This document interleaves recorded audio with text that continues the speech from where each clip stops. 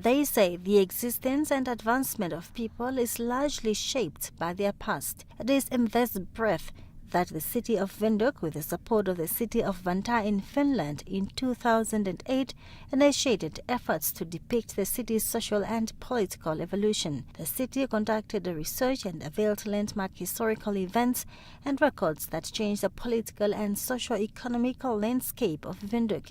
It is all here in pictures in this old building, which after 1908 was occupied by two German brothers. The city only made the building habitable but kept most of it the way it was 100 years ago.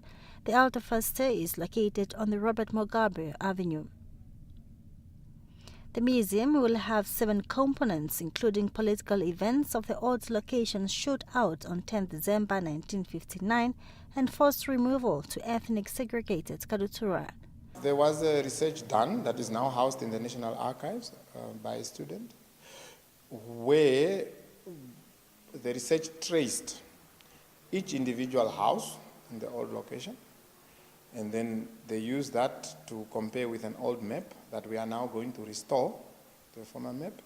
And not only that, we could also identify when people were forcibly when they were moved, if you were compensated for your house, the demolition of your house, how much you were compensated. So you would. Some of those who were there then are still alive. We are now in the process of developing a policy where we could either borrow, or we could simply just make a copy, or we could keep it for a certain period, to loan it for a certain period. That's how interactive it is.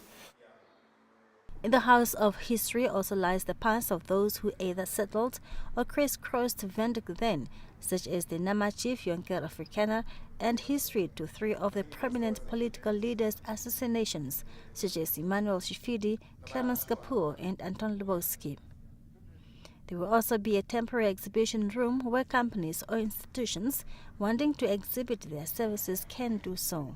The museum, which is expected to open in the first months of 2018, will also house indigenous plants, which will be a learning ground especially for learners interested in medicinal plants.